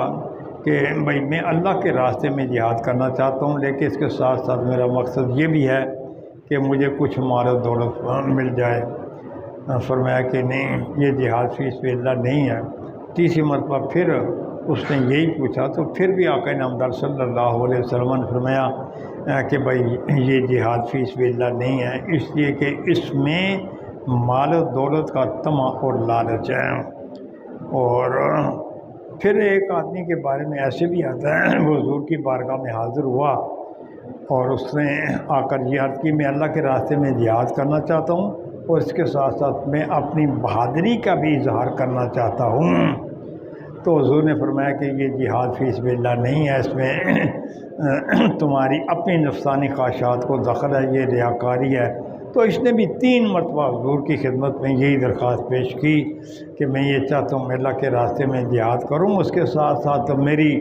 بہادری اور مردانگی جو ہے اس کا بھی چرچا ہو۔ یہ انہوں نے فرمایا، عرض کیا تو حضور نے فرمایا یہ جہاد فی سبیل اللہ نہیں ہے، اس لیے کہ اس میں ریاکاری ہے۔ پہلے صورت میں بھی جہاد فی سبیل اللہ نہیں تھا، بلکہ اس میں مال و زر کی ہوس اور لالچ تھی۔ تو فرمایا کہ حضور نے اپنا سر مبارک اٹھا کر سائل کی طرف دیکھا۔ اچھا آپ نے سر مبارک کیوں اٹھایا؟ فرمایا اس لیے کہ وہ کھڑا تھا نا، اس لیے اس کی طرف دیکھنا بھی تھا، تو اس لیے پھر آپ نے سر مبارک کو اس کی طرف اس لیے اٹھایا وہ کھڑا تھا۔ تو فرمایا کہ جہاد فی سبیل اللہ وہ ہے جو خلوص نیت کے ساتھ اس لیے جہاد کرتا ہے کہ تاکہ اسلام کا پرچم بلند ہو جائے، یہ ہے جہاد فی سبیل اللہ۔ چلیں جی، یہ باب ہے کہ وہ جو جمروں کی رمی کرتے ہوئے وہ رمی کرنے والوں سے سوال کرنا یا فتویٰ پوچھنا، تو اس کا کیا حکم ہے؟ یہ اصل میں حضرت امام بخاری نے یہ باب اس لیے قائم کیا کہ بھائی یہ جو جمروں کو جو کنکریاں مارنی ہیں تو یہ اللہ کی عبادت ہے اور پھر یہ ذکر ہے، تو لہذا جو آدمی اللہ کی عبادت اور ذکر میں مصروف ہو تو پھر شاید اس سے فتویٰ نہ پوچھا جائے۔ اس لیے حضرت امام بخاری نے یہ باب قائم کیا ہے، اور اس سے بھی قائم کیا ہے کہ کچھ یہ جو بناوٹی صوفی ہیں تو یہ وظائف میں لگے ہوتے ہیں، اگر کوئی آدمی ان سے پوچھنا چاہے اچھا جی ابھی صبح کی نماز کا وقت ہے یا نہیں، لیکن وہ سر جھکائے اپنے وظیفے میں مصروف رہتے ہیں اور وہ اپنی زبانی سائل کو ہاں یا نہ کے ساتھ جواب نہیں دینا چاہتے، بلکہ وہ سر ہلا کر سائل کو جواب دینا چاہتے ہیں تاکہ ہمارے ذکر و اذکار میں خلل نہ آئے۔ تو حضرت امام بخاری نے یہ باب قائم کر کے بتا دیا اگر کوئی آدمی نفلی ذکر میں مصروف ہے، نفلی عبادت میں مصروف ہے، تو اگر نفلی عبادت میں مصروف ہونے کے باوجود اگر کوئی آدمی اس سے کوئی سوال یا فتویٰ پوچھے تو پھر اس عبادت میں مصروف ہونے والوں کے لیے اس کا جواب دینے میں کسی قسم کا کوئی حرج نہیں ہے۔ چلیں جی، قال حدثنا ابو نعيم قال حدثنا عبد العزيز بن ابي سلمة عن الزهري عن عيسى بن طلحة عن عبد الله بن عمرو قال رأيت النبي صلى الله عليه وسلم عند الجمرة وهو يسأل فقال رجل يا رسول الله نهرت قبل أن أرمي فقال إني ولا حرج. قال آخر يا رسول الله حلفت قبل أن أنحر قال انحر ولا حرج. یہ آج کے جو احکام میں ان میں ترتیب ہے کہ پہلے رمی کرنی ہے، رمی کرنے کے بعد پھر جا کر حلق کروانا ہے، اس کے بعد پھر طواف زیارت کرنا ہے، یہ ترتیب ہے۔ لیکن حجۃ الوداع کے موقع پر جب مسلمانوں کو یہ پتہ چلا کہ آقا نامدار صلی اللہ علیہ وسلم یہ حج کے لیے جا رہے ہیں، تشریف لے جا رہے ہیں، تو سارے کے سارے جن کو حج کے مسائل نہیں بھی آتے تھے وہ بھی تیار ہو گئے کہ ہم بھی آقا نامدار صلی اللہ علیہ وسلم کے ساتھ حج کی سعادت حاصل کریں۔ واضح ہے کہ جب ان کو مسائل معلوم نہیں تھے تو پھر وہ ترتیب میں تقدیم و تاخیر ہو گئی، اس لیے پھر وہ حضور کی بارگاہ میں آپ سے پوچھتے ہیں اچھا جی جو کام پہلے کرنے کا تھا وہ ہم نے بعد میں کیا، جو بعد میں کرنے کا تھا وہ ہم نے پہلے کر لیا، اور حضور ہر ایک کو یہ فرماتے رہے لا حرج۔ دوسرے ائمہ یہ کہتے ہیں کہ بھائی حج میں ترتیب کوئی ضروری نہیں ہے، تو اس لیے حضور نے فرمایا لا حرج۔ لیکن احناف کہتے ہیں لا حرج کا مطلب یہ ہے کہ آپ کو علم نہیں تھا، بے علمی کی وجہ سے آپ سے یہ کام سرزد ہو گئے ہیں، لہذا لا علمی کی وجہ سے جو کام سرزد ہو جائیں ان کا گناہ نہیں ہوتا، تو آپ کو اس تقدیم و تاخیر کا کوئی گناہ تو نہیں ہے، لیکن یہ ہے کہ ان پر دم واجب ہوگا، جس طریقے سے کہ پہلے بھی آپ کے سامنے عرض کیا گیا ہے کہ عبداللہ ابن عباس رضی اللہ تعالیٰ عنہ سے کسی نے پوچھا کہ اگر کوئی آدمی حج کے جو احکام ہیں ان میں تقدیم و تاخیر کر دے تو پھر تو آپ نے فرمایا کہ ایسی صورت میں دم دینا پڑے گا۔ چلیں جی۔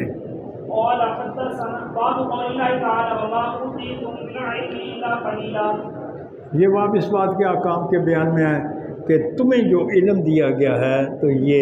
بہت کم ہے۔ چلیں۔ قيس بن حفص قال حدثنا عبد الواحد قال حدثنا الأعمش سليمان بن مهران عن إبراهيم عن الحمد عن عبد الله قال بين أنا أمشي مع النبي صلى الله عليه وسلم في خرب المدينة وهو يتفكر على حسيب معه فمر بنفر من اليهود فقال بعض لبعض سألوه عن الروح فقال بعض لا تسألوه لا يجيء فيه بشيء تكرهونه وقال بعضهم لنسألنه فقام رجل منهم فقال يا أبا القاسم ما الروح فسكت فقلت إنه يوحى إليه فقمت فلما انجلى عنه فقال ويسألونك عن الروح قل الروح من أمر ربي وما أوتوا من العلم إلا قليلا قال الأعمش يا كذا في قراءتنا وما أوتوا۔ تو حضرت عبداللہ بن مسعود رضی اللہ تعالیٰ عنہ فرماتے ہیں کہ اسی اثناء میں کہ ہم مدینے کے کھنڈرات میں ہم چل رہے تھے، ہم مدینے کے کھنڈرات میں تھے اور آقا نامدار صلی اللہ علیہ وسلم نے اپنے اصحاب مبارک کا سہارا لیے ہوئے تھے۔ وہاں سے یہودیوں کی ایک جماعت گزری اور پھر کچھ کہنے لگے ہوئے اچھا جی ان سے بھائی کچھ نہ کچھ پوچھنا چاہیے، کچھ کہنے لگے کہ بھائی کچھ بھی نہیں پوچھنا چاہیے، تو اس لیے کہ اگر آپ ان سے کوئی بات پوچھیں گے اور وہ جو جواب دیں گے تو پھر ہو سکتا ہے کہ آپ کو ناگوار گزرے، لیکن یہ ہے کہ کچھ کہنے لگے نہیں جی ہم نے تو پوچھنا ہی ہے، کچھ نہ کچھ ہم نے پوچھنا ہی ہے۔ تو فرماتے ہیں کہ پھر بعد نے کہا بھی ان میں سے ایک آدمی نے کہا کہ اچھا جی آپ ابو القاسم آپ ہمیں روح کے بارے میں بتا دیں۔ تو آقا نامدار صلی اللہ علیہ وسلم جو ہے وہ آپ پر وحی کا سلسلہ جو ہے وہ شروع ہو گیا اور فرماتے ہیں کہ جب آپ پر وحی کا سلسلہ شروع ہو گیا تو پھر اس میں آپ کو یہ بتایا گیا اچھا جی آپ سے روح کے بارے میں پوچھتے ہیں، آپ فرما دیں کہ یہ جو روح ہے یہ اللہ تعالیٰ کا امر ہے اور تمہیں بہت تھوڑا علم دیا گیا ہے۔ اور فرماتے ہیں کہ بھائی ایک قرات میں ہے وما اوتو اور ایک قرات میں ہے وما اوتیتم الا قلیلا، اور قرات مشہورہ یہی ہے کہ وما اوتیتم الا قلیلا۔ تو اصل میں ایسے واقعی یہودیوں نے ایک دن یہ آپس میں مشورہ کیا کہ بھائی ہم ان سے 3 سوال پوچھیں گے، اگر کسی کا جواب نہ دیا پھر بھی آپ نبی نہیں ہیں، تینوں سوالوں کا جواب دے دیا پھر بھی آپ نبی نہیں ہیں، اور اگر 2 سوالوں کا جواب دیا 1 سوال کا جواب نہ دیا تو پھر آپ یقینی طور پر نبی ہیں۔ ایک تو یہ ہے کہ اصحاب کہف کے بارے میں، دوسرا ذوالقرنین کے بارے میں، اور تیسرا سوال جو ہے وہ روح کے بارے میں ہے۔ تو انہوں نے یہ کہا تھا اگر تینوں میں سے کسی کا جواب نہ دیا پھر بھی آپ نبی نہیں ہیں، تینوں کا جواب دے دیا پھر بھی آپ نبی نہیں ہیں، 2 کا جواب دے دیا 1 کا جواب نہ دیا تو پھر آپ یقینی طور پر اللہ کے نبی ہیں۔ تو خیر جب انہوں نے یہ 3 سوال کیے تو پھر آقا نامدار صلی اللہ تعالی وسلم کو بذریعہ وحی اصحاب کہف کے بارے میں بتایا گیا، ذوالقرنین کے بارے میں بتایا گیا۔ آپ نے بھی یہودیوں کو ان دونوں باتوں کی تفصیل بتا دی، اور باقی رہ گیا تیسرا سوال کہ روح کے بارے میں۔ تو روح کے بارے میں آپ پر جو وحی نازل ہوئی وہ یہی تھی کہ بھائی تمہیں جو علم دیا گیا ہے وہ قلیل ہے۔ کیا مطلب؟ روح کا علم تمہیں نہیں دیا گیا۔ روح سے مراد کیا ہے؟ جبرائیل علیہ السلام یا فرشتوں کی کوئی خاص جماعت، یا وہ ہے کہ جو جسم کے ساتھ قائم ہو اور اس جسم میں حیات آ جائے؟ تو کس روح کے بارے میں سوال تھا؟ اصل میں یہ سوال تھا کہ بھائی جسم کے ساتھ جس کا رابطہ ہو جائے اور رابطہ ہونے کی وجہ سے اس میں حیات آ جائے، تو یہاں اس روح کے بارے میں سوال تھا۔ لیکن یہ ہے کہ آپ نے یہودیوں کو روح کے بارے میں یہی فرمایا کہ بھائی کل روح من امر ربی، کہ یہ جو روح ہے یہ امر ربی ہے۔ تو یہ آپ نے ان یہودیوں کو، سوال پوچھنے والوں کو جواب دیا۔ تو اس کا مطلب یہ تھا کہ چونکہ وہ بیچارے روح کی حقیقت نہیں سمجھ سکتے تھے، اس لیے ان کے سامنے روح کی حقیقت بیان کرنی درست نہیں تھی۔ جس طریقے سے ایک چھوٹا بچہ ہو تو وہ اگر یہ پوچھے ماں باپ کو شادی کس لیے کی جاتی ہے، ایک 5-7 سال کا بچہ ہے، اس کو حقیقت حال کا علم نہیں ہے، اب اس کے ساتھ اگر کہانیاں ڈالنا شروع کر دیں تو اس کو کچھ سمجھ میں نہیں آئے گی۔ یہی صورتحال ان یہودیوں کو بھی تھی، ان کو روح کی حقیقت معلوم نہیں ہو سکنی تھی، اس لیے پھر کہا گیا بھائی یہ ایک امر ربی ہے۔ ورنہ محققین، شارحین، علماء اہل سنت یہ سارے یہی کہتے ہیں کہ آقا نامدار صلی اللہ علیہ وسلم کو جس طریقے سے کہ علم قیامت دیا گیا ہے، اس طریقے سے آپ کو روح کا علم بھی دیا گیا ہے۔ باب من ترک بعد الاختیار مخافۃ ان یبصر فهم بعض الناس فیقع فی اشد منہ۔ یہ باپ اس بات کے احکام کے بیان میں ہے کہ کوئی آدمی اپنی کچھ پسندیدہ چیزوں کو اس لیے اس اندیشے کے پیش نظر چھوڑ دے کہ لوگ اس کے سمجھنے سے قاصر ہوں، اور اس کو نہ سمجھنے کی وجہ سے پھر لوگ مزید مشقت میں پڑ جائیں۔ اگر ایسے کر لیا جائے تو اس میں کسی قسم کا کوئی حرج نہیں ہے۔ چلیں جی۔ قال حدثنا عبيد الله بن موسى عن اسرائيل عن ابي اسحاق عن الاسود قال قال لي زبير كانت عائشه تقصد اليك كثيرا فما حدثت بالكعبه قلت قالت لي قال النبي صلى الله عليه وسلم يا عائشه لولا ان قومك حديث عهدهم قال ابن زبير بكفر لنقضت الكعبه فجعلت لها بابين بابا يدخل الناس وبابا يخرجون منه ففعل ابن زبیر۔ تو یہ حضرت افسوس سے مروی ہے، وہ فرماتے ہیں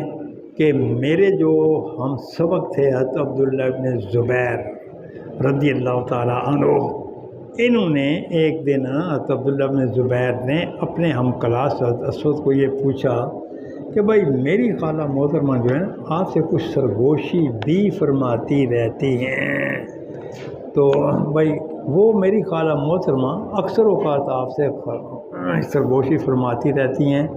کیا خانہ کعبہ کے بارے میں بھی میری خالہ محترمہ نے آپ سے کبھی کوئی بات کی ہے؟ تو یہ حضرت عبداللہ بن زبیر رضی اللہ تعالیٰ عنہ یہ ام المومنین حضرت عائشہ صدیقہ رضی اللہ تعالیٰ عنہ کے بھانجے تھے، ان کی ہمشیرہ حضرت اسماء رضی اللہ تعالیٰ عنہ کے لخت جگر تھے۔ اور حضرت اسود یہ عام طالب علم تھے، تو ایک طرف وہ اپنی قرابت داری بھی تھی اور دوسری طرف ایک عام طالب علم تھا۔ قرابت داری اپنی جگہ، لیکن اگر کوئی طالب علم بڑی سوجھ بوجھ والا ہو، پھر ایسی صورت میں استاد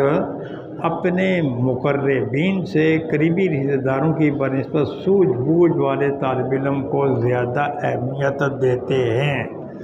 جس طریقے سے کہ پہلے گزر چکا ہے کہ سیدنا عمر فاروق رضی اللہ تعالیٰ عنہ حضرت عبداللہ بن عباس کو تمام صحابہ کرام سے بڑھ کر اہمیت دیتے تھے، اپنی اولاد سے بھی بڑھ کر اہمیت دیتے تھے۔ تو ایسے ہوتا رہتا ہے کہ کوئی سمجھدار طالب علم ہو تو پھر استاد جو ہے وہ اپنے رشتہ داری کا لحاظ نہیں کرتے، بلکہ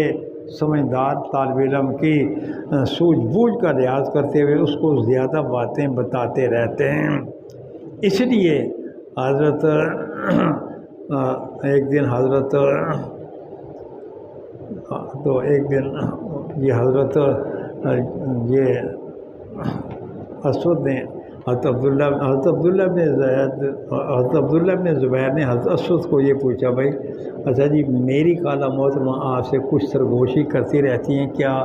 انہوں نے آپ سے خانہ کعبہ کے بارے میں بھی کوئی بات کی ہے؟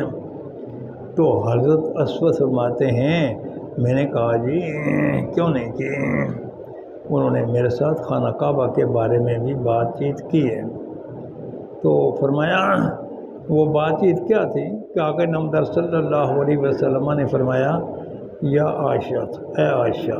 اگر آپ کی قوم کا زمانہ کفر کے قریب نہ ہوتا تو پھر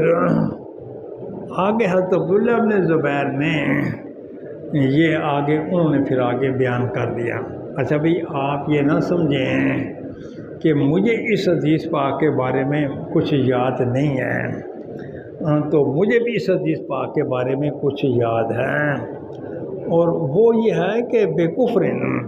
کہ اگر تمہاری قوم کے کفر کا زمانہ قریب نہ ہوتا تو اگلے پھر الفاظ حضرت عبداللہ بن زبیر نے خود بیان کر دیے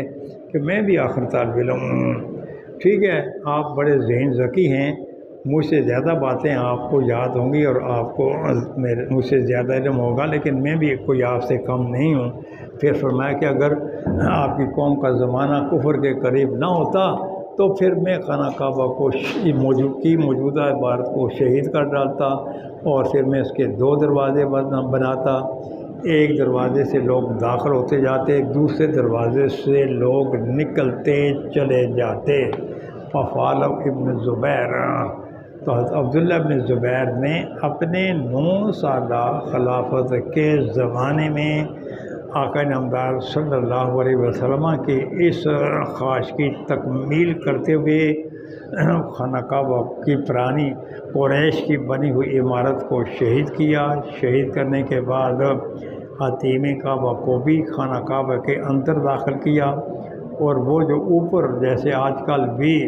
ملتزم کے پاس اوپر دروازہ بنا ہوا ہے، اس دروازے کو ختم کر کے نیچے سے 2 دروازے بنا دیے، ایک دروازے سے لوگ داخل ہوتے جاتے، دوسرے سے نکلتے چلے جاتے ہیں۔ تو یہ آقا نامدار صلی اللہ علیہ وسلم کی برخاش کے مطابق آپ نے فرمایا۔ تو حضور نے اپنے زمانے میں یہ بات پسندیدہ ہونے کے باوجود کہ خانہ کعبہ کی تعمیر ایسے کی جائے، لیکن آپ نے حالات کے پیش نظر اپنی اس پسندیدہ بات کو ترک فرما دیا اور اس پر عمل پیرا نہیں ہوئے، اور خانہ کعبہ جیسے قریش کے زمانے میں تعمیر شدہ تھا اس کو جوں کا توں تعمیر کر دیا۔ اور پھر بعد میں ان حجاجیوں نے اور ان یزیدیوں نے حضرت عبداللہ بن زبیر رضی اللہ تعالیٰ عنہ کا وہ بنایا ہوا خانہ کعبہ جو آپ نے آقا نامدار صلی اللہ علیہ وسلم کی خواہش اور چاہت کے مطابق بنایا تھا، انہوں نے پھر اس کو شہید کر کے اپنے پاس سے ویسے ہی خانہ کعبہ تعمیر کیا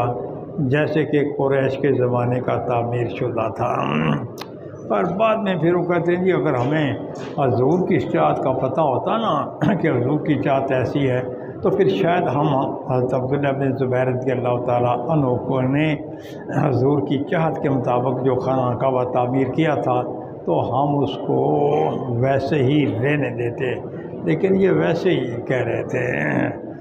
ورنہ اگر ان کو معلوم تھا، یقینی طور پر معلوم تھا، لیکن یہ نہیں چاہتے تھے کہ بھائی قیامت تک سیدنا عبداللہ بن زبیر کا تذکرہ کیا جاتا رہے گا اور لوگ یہی کہیں گے کہ یہ خانہ کعبہ ان کا تعمیر کیا ہوا ہے، تو وہ آپ کی شہرت سے خوف زدہ تھے، تو اس لیے پھر انہیں وہ خانہ کعبہ شہید کرنے کے بعد پرانے طرز کا خانہ کعبہ تعمیر کیا۔ چلیں جی، باب من خص بالعلم قوما دون قوم كراهية ان لا يفهموا وقال علي رضي الله عنه حدث الناس بما يعرفون اتحبون ان يكذب الله ورسوله۔ تو بھائی یہ فرماتے ہیں کہ جو آدمی کچھ علم کے لیے کچھ خاص لوگوں کو مختص کر لے، دوسروں کو وہ علم نہ بتائے، اس بات کے پیش نظر کہ بھائی یہ بات انہی کے شایان شان ہے، بس انہی سے یہ بات کرنی ہے اور دوسرے اس بات کو نہیں سمجھ سکیں گے، لہذا دوسروں سے یہ بات کرنے کی کوئی ضرورت نہیں ہے، تو اس میں کسی قسم کا کوئی حرج نہیں ہے۔ جس طریقے سے کہ حضرت مولا کائنات رضی اللہ تعالیٰ عنہ نے فرمایا کہ لوگوں کے سامنے آپ ایسی باتیں بیان کریں جن کو لوگ سمجھ سکیں۔ کیا تم یہ چاہتے ہو کہ اللہ تبارک و تعالیٰ کی تکذیب کی جائے؟ کیا مطلب جب آپ کچھ ایسے لوگ ہیں جو بات کو نہیں سمجھ سکیں گے، اگر آپ ان کے سامنے کوئی بات کریں گے ان کی سمجھ سے وہ بات بالاتر ہوگی، وہ کہیں گے نہیں ہم نہیں مانتے کہ یہ اللہ کا حکم ہو، اور یہ ہم نہیں مانتے کہ یہ اللہ کا حکم ہو، یہ آپ اپنے پاس سے بنا رہے ہیں۔ چلیں جی، قال حدثنا به عبيد الله بن موسى عن معروف عن ابي الطفيل عن علي رضي الله عنه چلیں جی، قال حدثنا اسحاق بن ابراهيم قال اخبرنا معاذ بن هشام قال حدثني ابي عن قتاده قال حدثنا انس بن مالك ان النبي صلى الله عليه وسلم ومعاذ رديفه على الرحل قال يا معاذ بن جبل قال لبيك يا رسول الله وسعديك قال يا معاذ قال لبيك يا رسول الله وسعديك قال يا معاذ قال لبيك يا رسول الله وسعديك ثلاثا قال ما من احد يشهد ان لا اله الا الله وان محمد رسول الله صدق من قلبه الا حرم الله على النار قال يا رسول الله افلا اخبر بالناس ويستبشرون قال اذا يتكلوا واخبروا بها معاذ ان وأخبر بها معاذ عند موته تعصبا۔ تو یہ ایک دفعہ ایسی واقعہ آقا نامدار صلی اللہ علیہ وسلم سوار ہو کر آپ کہیں تشریف لے جا رہے تھے، آپ کی سواری پر آپ کے پیچھے حضرت معاذ رضی اللہ تعالیٰ عنہ جلوہ فروز تھے۔ آقا نامدار صلی اللہ علیہ وسلم نے فرمایا یا معاذ، آپ نے عرض کی یا رسول اللہ صلی اللہ علیہ وسلم آپ کی خدمت میں حاضر ہوں۔ دونوں الفاظ کے مجموعے کا حاصل معنی یہی ہے کہ یا رسول اللہ آپ کی خدمت میں حاضر ہوں۔ پھر دوبارہ آپ نے فرمایا یا معاذ، پھر بھی حضرت معاذ نے یہ فرمایا کہ یا رسول اللہ آپ کی خدمت میں حاضر ہوں۔ تیسری مرتبہ پھر حضور نے فرمایا یا معاذ، تو پھر بھی آپ نے فرمایا کہ یا رسول اللہ آپ کی خدمت میں حاضر ہوں۔ 3 مرتبہ آپ نے حضرت معاذ رضی اللہ تعالیٰ عنہ کو مخاطب فرمایا تاکہ حضرت معاذ رضی اللہ تعالیٰ عنہ بعد میں کی جانے والی بات کی طرف اچھے طریقے سے توجہ فرما سکیں۔ اس سے پھر 3 دفعہ آپ کو متنبہ کیا۔ تو اس کے بعد پھر آپ نے فرمایا کہ جو آدمی بھی اس بات کی گواہی دے کہ اللہ کے سوا کوئی معبود نہیں ہے اور محمد رسول اللہ صلی اللہ علیہ محمد اللہ کے رسول ہیں، صدقاً من قلب ہی اپنی دل کی سچائی سے، مگر یہ کہ اللہ حرمہ اللہ علی النار، تو پھر اللہ تبارک و تعالیٰ اس آدمی پر دوزخ کی آگ کو حرام قرار دے دیں گے۔ فرماتے ہیں کہ وقال یا رسول اللہ، تو حضرت معاذ رضی اللہ تعالیٰ نے عرض کی کہ یا رسول اللہ، کیا میں لوگوں کو یہ بات نہ بتا دوں کہ جو صدق کے دل سے شہادتین کہہ لے تو پھر وہ جنت میں داخل ہوگا۔ تو آقا نامدار صلی اللہ علیہ وسلم نے فرمایا کہ ایسے لوگ پھر اسی بشارت پر بھروسہ کرنے لگ جائیں گے اور پھر وہ اعمال کو چھوڑ دیں گے۔ جب معاذ رضی اللہ تعالیٰ عنہ اس دنیا سے تشریف لے جانے لگے، آپ کی طبیعت مبارک ناساز ہو گئی، تو اس بات کے پیش نظر کہیں ایسے نہ ہو میں مر جاؤں اور حضور سرور کونین صلی اللہ علیہ وسلم کا یہ ارشاد میں لوگوں تک نہ پہنچا سکوں، تو ایسے صورت میں پھر میں گناہ گار ہو کر مروں گا۔ اس لیے پھر آپ نے اپنے وصال کے وقت یہ بتا دیا کہ جو آدمی اس بات کی گواہی دے کہ اللہ کے سوا کوئی معبود نہیں ہے اور آقا نامدار صلی اللہ علیہ وسلم اللہ کے رسول ہیں، تو پھر وہ جنتی ہے۔ بظاہر یہ جو حدیث پاک ہے، بظاہر اس حدیث پاک سے مرجئہ کی تائید ہوتی ہے، بظاہر اس حدیث پاک سے مرجئہ کی تائید ہوتی ہے۔ مرجئہ یہ کہتے ہیں کہ نجات کے لیے تصدیق قلبی کافی ہے اور نجات کے لیے اعمال صالحہ کا ہونا کوئی ضروری نہیں ہے، اور اعمال سیئہ یہ تصدیق قلبی کے بعد یہ مضر نہیں ہے۔ لیکن یہ ان کا یہ کہنا درست نہیں ہے، اس لیے کہ کوئی صرف یہی ایک حدیث پاک تو نہیں ہے نا، اس کے علاوہ بہت سی حدیث اور آیات ہیں تو جن سے واضح ہوتا ہے کہ بھائی جو آدمی اعمال صالحہ کو ترک کریں گے، ایسے آدمی خوارج کے نزدیک تو دار اسلام سے خارج ہیں، ہمارے نزدیک بھی گناہ گار ہیں۔ اور پھر یہ جب یہ گناہ گار ہیں تو گناہ گار جو ہوں گے تو وہ اپنے گناہوں کی سزا دوزخ میں بھگتیں گے۔ اب انہوں نے ہمیشہ ہمیشہ کے لیے دوزخ میں نہیں رہنا، اپنے گناہوں کی سزا بھگتنے کے بعد اب انہوں نے جنت میں داخل ہونا ہے۔ تو اس کا مطلب یہ ہے، اور اس کا یہ مطلب نہیں کہ اب بالکل وہ براہ راست سیدھے جنت میں چلے جائیں گے، جیسے کہ پہلے بھی حدیث پاک گزر چکی ہیں۔ وہ یہ ہے کہ اچھا جی جب جنتی جنت میں چلے جائیں گے، دوزخ میں چلے جائیں گے، اسے پھر وہ جو گناہ گار مسلمان ہوں گے ان کے بارے میں اللہ تبارک و تعالیٰ سیدنا آدم علیہ السلام کو یہ فرمائیں گے، بھئی آپ اپنی شفاعت سے جس چاہتے ہیں آپ اس کو دوزخ سے نکال کر جنت میں بھیجتے چلے جائیں۔ چلیں جی، تو یہ ہے کہ بھئی ہر بات کا بتانا کوئی ضروری نہیں ہے، اور یہی وہ مسئلہ تھا کہ جس کے بارے میں سیدنا عمر فاروق رضی اللہ تعالیٰ عنہ نے حضرت ابو ہریرہ رضی اللہ تعالیٰ عنہ کے سینے پر ایسے زور کا مکہ مارا تھا کہ خرّ ابو ہریرہ لیستے، آپ اپنی سرین کے بل گر گئے، سیدھے حضور کی بارگاہ میں پہنچے۔ کیا ہوا بھئی؟ یہ ہوا، سیدنا عمر فاروق بھی بعد میں پہنچ گئے۔ آپ نے فرمایا یا رسول اللہ اگر ایسے ہو گا نا پھر لوگ اعمال صالح کو چھوڑ دیں گے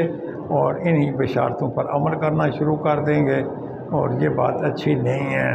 تو اس سے معلوم ہوا کہ آقا نامدار صلی اللہ علیہ وسلم کا بھی نقطہ نظر یہی تھا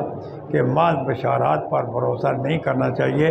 اور محض بشارات پر بھروسہ کرتے ہوئے اعمال صالح کو ترک نہیں کرنا چاہیے، اور سیدنا عمر فاروق رضی اللہ تعالیٰ عنہ کا بھی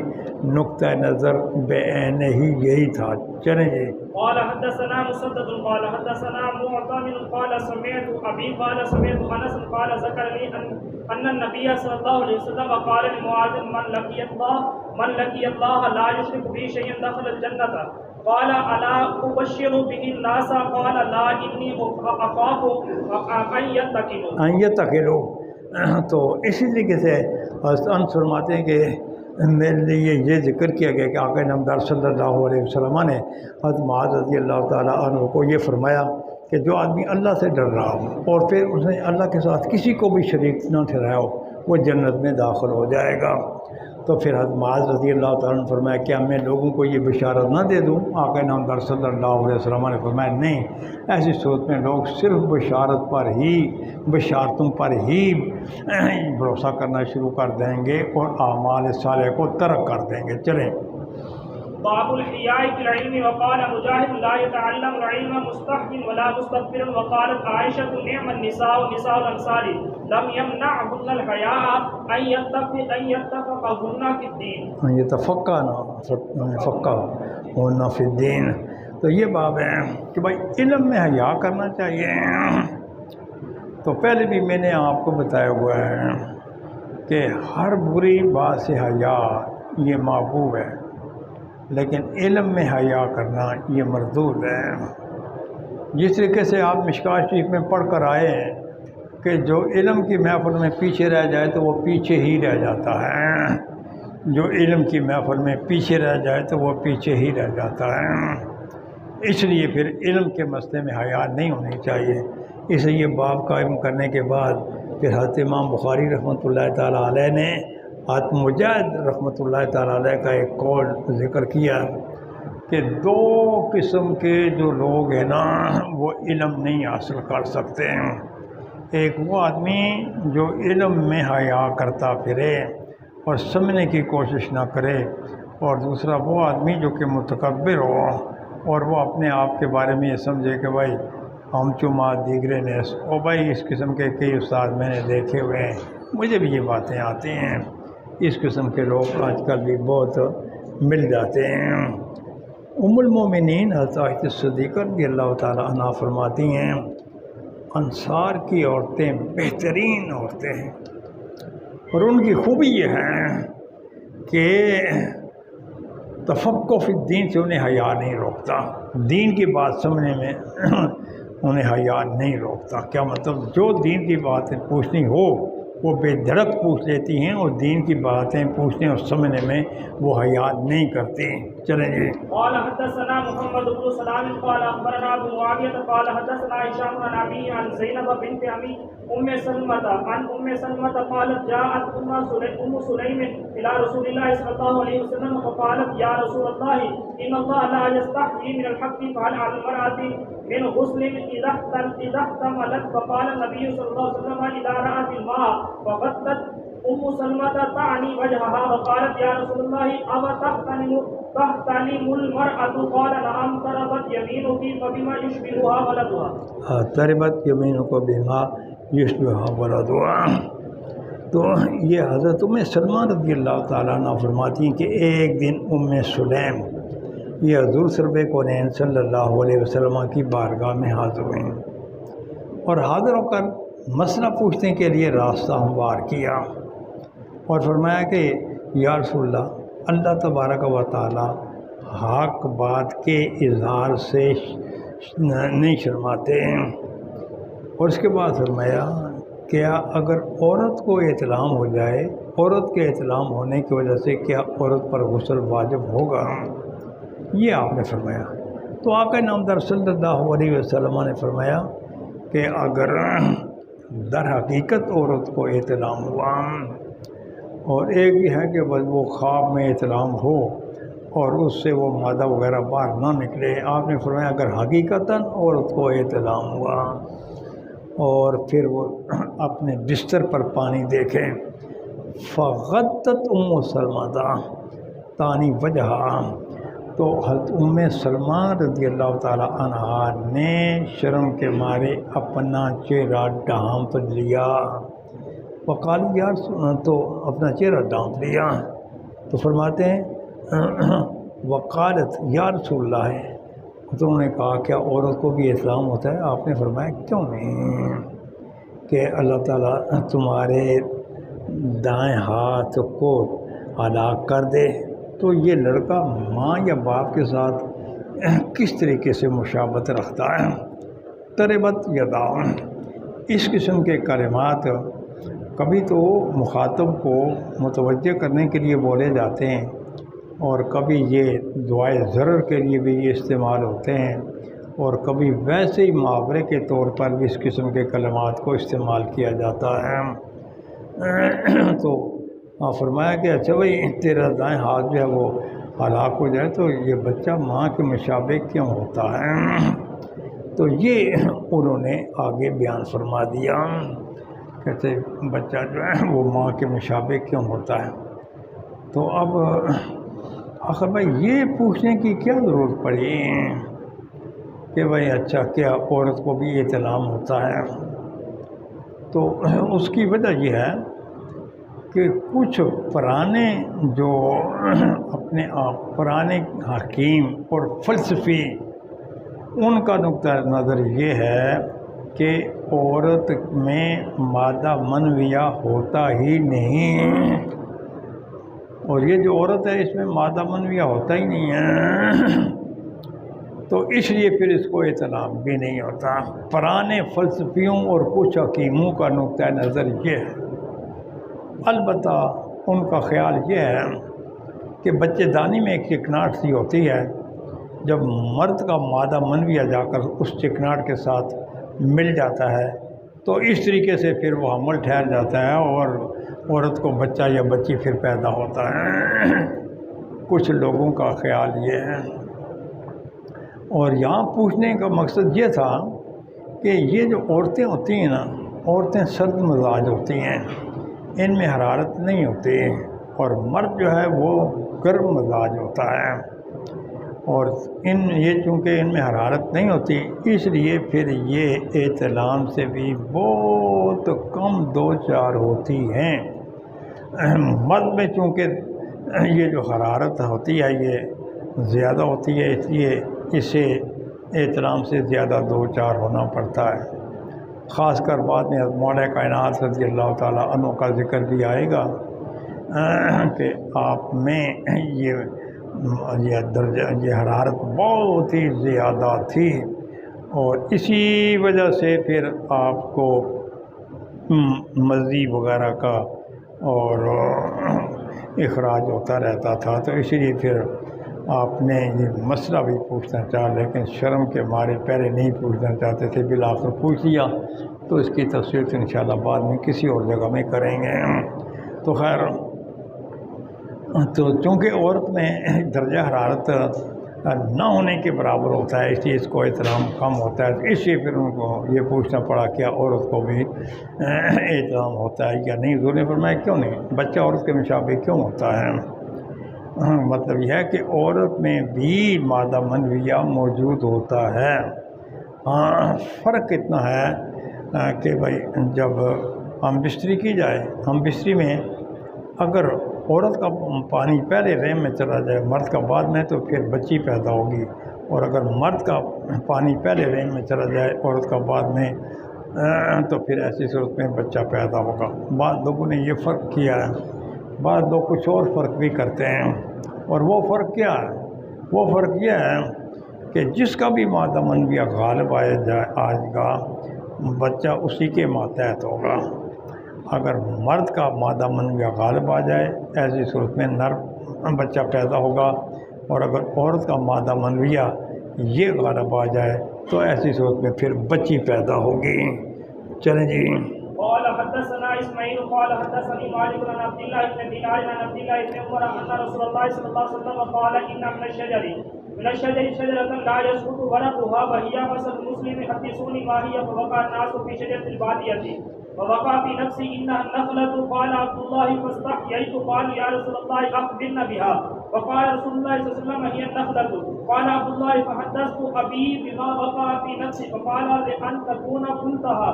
احب الی من ان یکون لی کذا وکذا۔ بھائی آپ یہ کہہ رہے تو بہت اچھی بات ہوتی ہے، پہلے بھی گزری ہے، یہ تیسری مرتبہ یہ حدیث پاک غالب بنائی ہے۔ پہلے یہ تھا کہ جب حضور نے یہ مسئلہ پوچھا تو اس وقت حضور کھجور کا گون تناول فرما رہے تھے، تو حضرت عبداللہ بن عباس نے وہی گوند تناول فرماتے ہوئے جب حضور کو دیکھا تو اسی سے ان کو معلوم ہو گیا کہ یہ کھجور کا درخت ہے۔ تو اس لیے علماء کرام فرماتے ہیں کہ اگر استاد کوئی بات پوچھے تو پھر طالب علموں کو چاہیے کہ وہ حاشیے پر بھی نگاہ ڈال لے، جس طریقے سے کہ سیدنا عبداللہ ابن عمر نے آپ کو کھجور کی گوند تناول فرماتے ہوئے دیکھا تو آپ نے بتا دیا وہ کھجور ہے، تو ایسے ہی پھر حاشیے پر دیکھنے سے بھی کبھی کوئی مسئلہ معلوم ہو جاتا ہے۔ لیکن یہ تو تب ہے نا کہ آنے والوں کا مقصد علم دین حاصل کرنا ہو، اور اگر آنے والوں کا مقصد علم دین حاصل کرنا نہ ہو تو پھر ایسی صورت میں وہ جس طریقے سے وہ ادھر میاں والی اور جنگ کے رہنے والے یہ کہتے رہتے ہیں سکت مل مایا، پھر وہی سکت مل مایا والا حساب ہے اگر انسان صحیح طریقے سے علم نہ پڑھنا چاہے۔ ورنہ یہ جو دورے والے طالب علم ہیں ان کے لیے تو یہ مراقبے میں جو گئے ہوئے ہیں نا، دستار والی سرکار ربے پہنچی ہوئی ہے، ربے والی سرکار نا ذرا جا کر بیٹھیں، کوئی بات نہیں ہے۔ تو میں نے کیا مسئلہ بیان کیا ہے؟